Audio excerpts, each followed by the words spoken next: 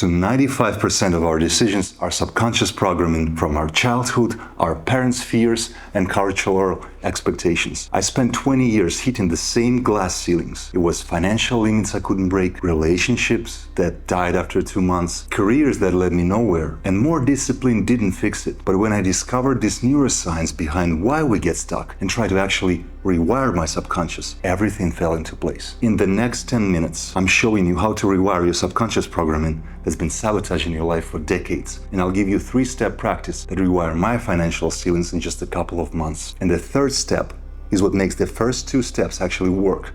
Without the third step, most people see results in a week and then unfortunately slide back.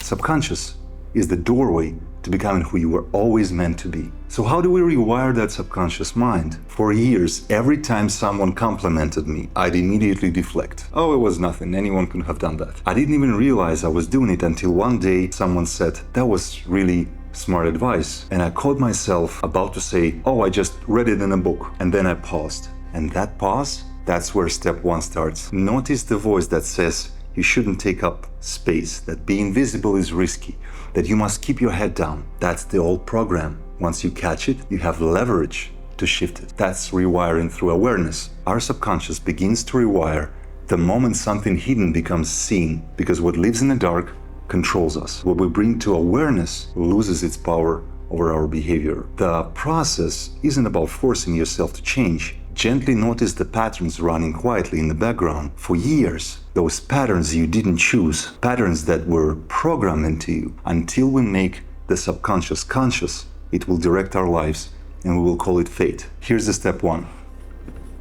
You begin to observe your reactions as they happen. When you catch yourself shrinking in a conversation, thinking low about yourself, before any reaction, you pause and you say to yourself, without judgment or shame, but with deep curiosity, there's an old program. You don't fight it, you just notice it. And in that moment of noticing, the unconscious becomes conscious and the pattern loses its automatic power over you. And you get to choose. You get to choose your reaction consciously. When someone compliments me, I can say thank you and actually feel it without the automatic deflection. And yes, a lot of my knowledge comes from books, as all of our knowledge. So what? We learn that way. Then we share that knowledge. So thank you. That's awareness. And this is just the first practice. Notice that inner dialogue. The more you notice it, the more you prepare to step 2. Step 2. Relax your body. For years I've been carrying this tension in my neck. I've been trying massage, stretching. Nothing worked long term because the tension wasn't physical. It was actually subconscious. I know that because I tried a ton of practice from Gestalt therapy. And one of the practice was to observe your body by bringing your attention to various parts and then mentally commanding them to relax. By relaxing one part after another, I was finally able to bring my attention to the neck and try to relax that muscles. Here's the practice. Gestalt style body scan. Sit comfortably or lie in your bed. Focus on each body region separately, one by one, head to toes, naming what you feel. It could be tight, buzzing, numb.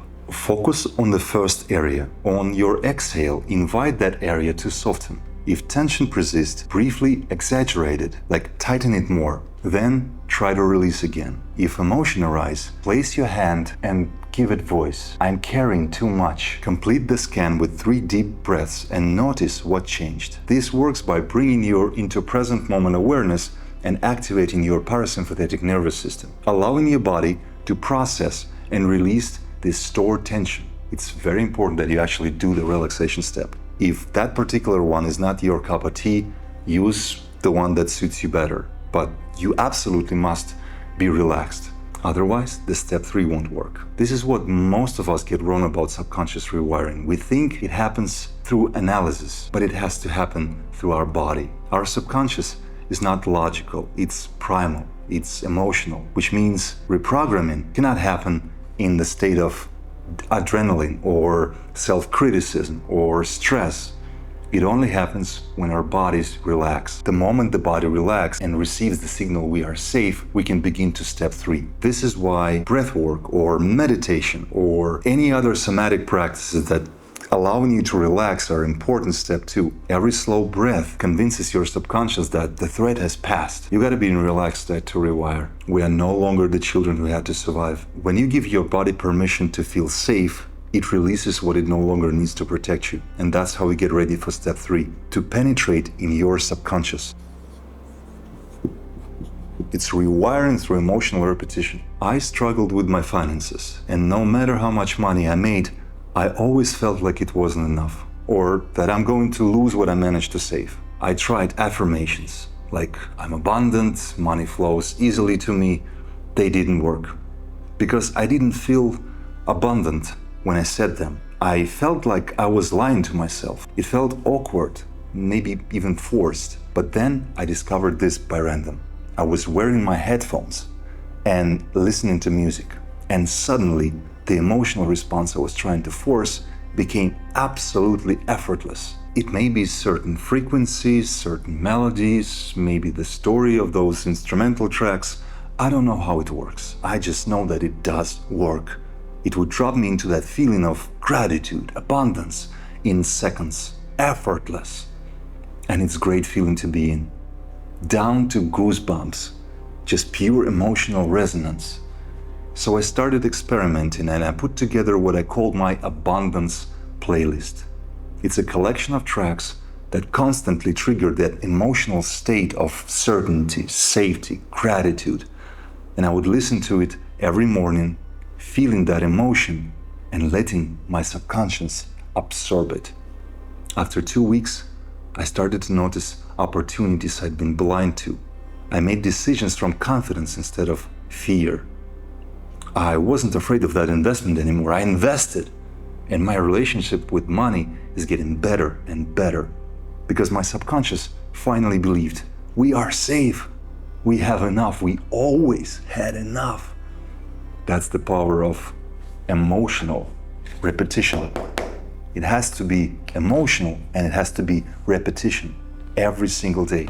Our subconscious believes what we feel repeatedly, not what we say occasionally. Now, that abundance playlist I created, the one that drops me into that feeling of gratitude and certainty in seconds, I kept it in our free community, Midlife Wisdom, along the playlist for healing, confidence, love, and many more great resources that will help you along this wonderful journey of self-discovery.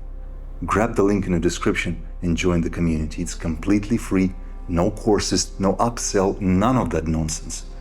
So again, here's the 3-step process. Step 1, pause before you react and observe your reactions. The moment you engage in inner conversation about being a failure, you pause, you ask yourself, is this new me or old me? New me will put my inner conversation about ideas on how we bring more value. If you can't stop your internal monologue, at least redirect it to thinking about how do you bring more value to the table. Step 2 is about relaxing your body. In that relaxed state, you visualize, you desire reality with a pair of headphones and actually feel that new life of yours. You do that repeatedly. You allocate time for that practice. You do it daily. Emotional repetition, daily practice. In the morning or before you go to bed. In a week, you will start notice glitches in the matrix. In a month, you will see opportunities out of nowhere. In 2 months, who knows? I wrote a book in 2 months. In August, I wasn't even thinking about a book. English wasn't even my first language. If someone said to me that I'm going to become a published author in America, I would laugh back then. Yet in late November, I got my contract with the publisher. And 3 months it took me to write that book. And the rest is history. But you can't really tell whether or not it's working until you actually try. If this video is landing for you, please tap that like button and subscribe if you haven't already. Now that you understand the science and the process behind subconscious rewiring, and you want to speed up the process, the proven way to do that is by getting rid of your limiting beliefs. I made a video about that. Definitely check it out. Click here and watch it now. I'll see you guys there.